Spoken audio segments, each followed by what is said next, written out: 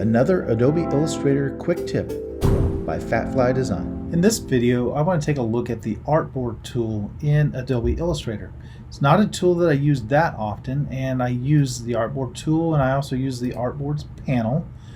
But let's take a look at maybe a couple reasons I might want to use it. So I make sure I have Artboard 1 active, and I do. And I'm going to the Artboard tool and look at the artwork. The artwork doesn't really fit the shape. And let's say I'm working on a project that I can alter the shape of my artboard and my finished piece. So I'm going to come up here and I'm going to make the width of this artboard, instead of 11, I'm going to make it 12 inches wide. And then I'm going to make the height 6 inches high. And I think that just works better with the artwork. I'm going to get out of the Artboard tool and I'm going to center this real quick.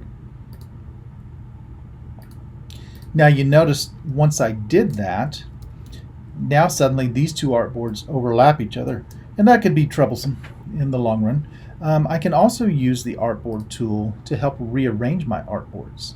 So I could come up here and click on Rearrange Artboards, and I could say, instead of going from left to right, I want to run them from top down, which is usually how I like to work. And I want to make sure this Move Artwork with Artboard is turned on. Otherwise, this artwork will just be floating out here to the side.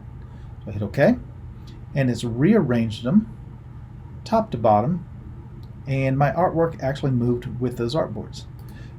That's two reasons why I use the Artboard tool in Adobe Illustrator. If you haven't used the tool before, I encourage you to take a look at it and try out its features. Thanks for watching this Illustrator quick tip. I hope it was helpful. If you like what you saw, please hit like and subscribe below. And if you get a chance, visit my website at fatflydesign.com.